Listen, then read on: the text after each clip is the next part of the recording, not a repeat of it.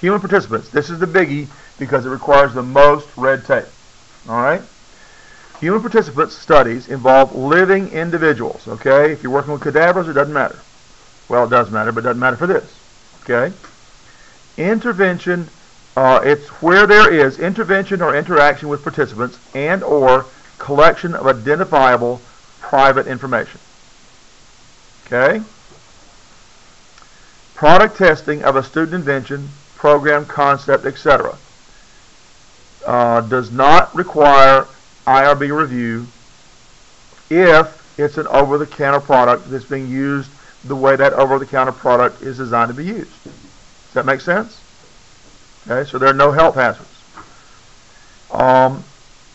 This sort of testing, where you're just simply doing testing of a product and you're having somebody else do it for you, so you're having other people wash clothes for you. Nobody in here is going to be doing that because that's too low level. Okay, but let's say this is a common thing that happens in middle school. Does this washing detergent work better than that one? Okay, you said you did that? No? Okay, all right. Huh? You're going to do it now? No. Okay. Let's say, well, just as an example, because it comes up a lot, if they're just doing the washing of the clothes or whatever to get the stains out, well, you're not collecting personal data in that case, and the washing powders are being used, the washing detergent is being used in the manner prescribed by the manufacturer. For that, you don't need IRB approval. Okay? Feedback directly related to one of these products doesn't require IRB approval. All right? But that doesn't apply to anything that I've read in here so far. Every research plan I've read so far that involves people will require IRB approval. And it's better to get it and don't need it than need it and not have it. Right? Okay. You don't need IRB approval if you're looking at research that somebody's already done on people and using that as part of your research. You can't take their research and say it's yours. You know that. We've been through that, right? But if you're just taking pre-existing studies, just published somewhere, we don't have to have IRB approval for that. They should have already gotten the IRB approval for that, right? Okay. Some other studies that are kinds of research that are exempt from IRB approval. Behavioral observations in unrestricted public settings. If you go to a grocery store and watch people shopping for products, you don't have to have IRB approval for that. Okay? You're not interacting with them. That's assuming you're not interacting with them. Okay?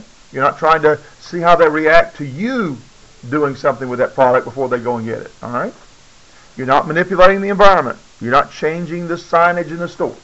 Okay? You're not changing the way it's arranged. You're not putting the favorite product on the top of the shelf. You're only observing a situation that's already there. Then you don't need IRB approval for that. Okay?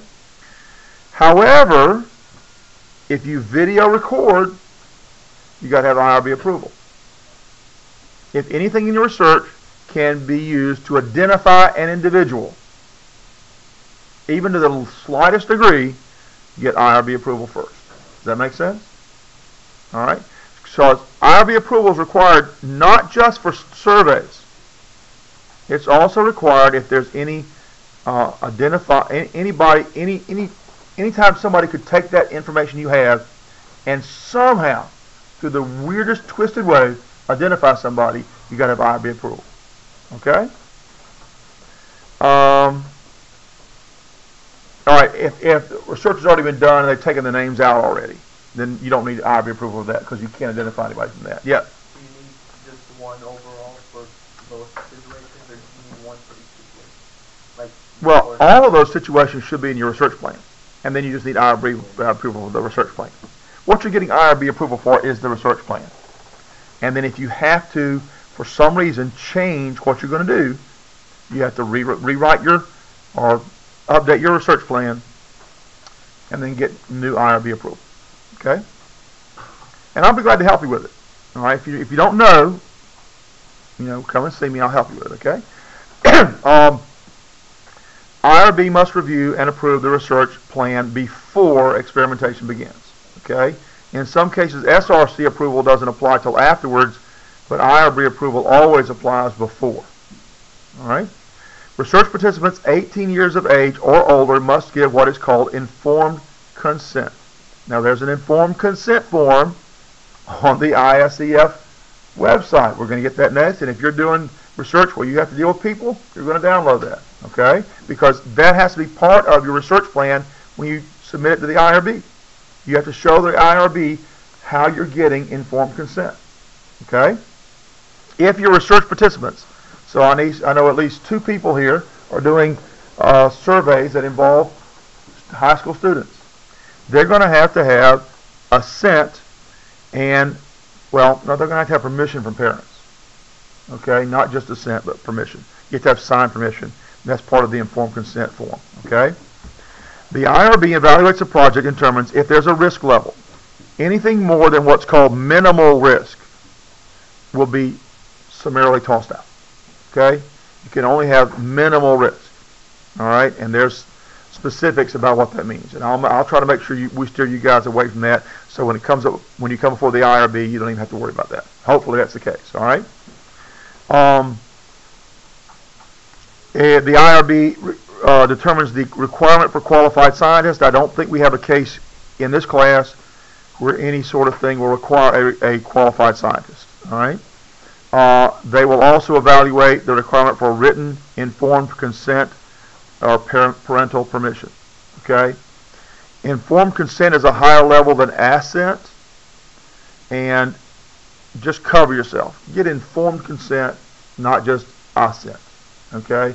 Assent just means they agree to it. Consent is a little more legally binding. Okay? Better to have it than, like I said, better to have it, not need it, than need it, not have it. Okay? There's the minimal risk item here. The definition they put here, anticipated harm and discomfort no greater than that encountered in daily life.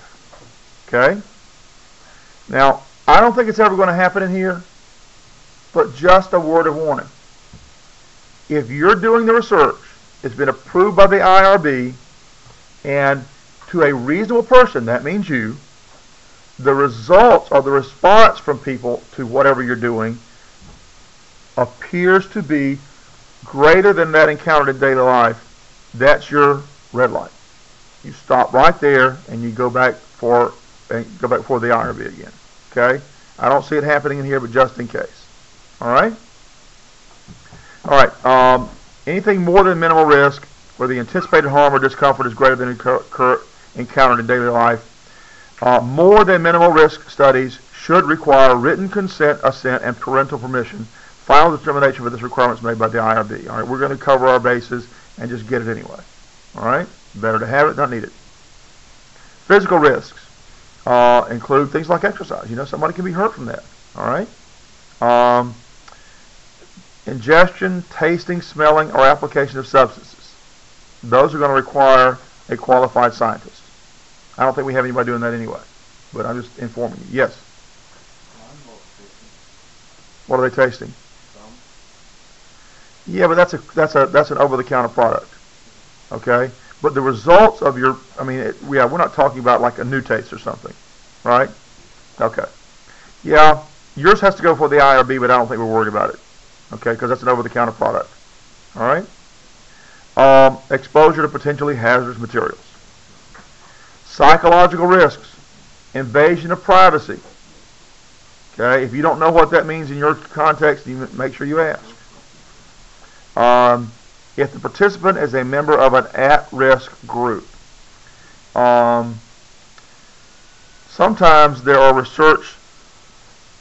research done that would not tend to affect one group of people as much as another. Okay?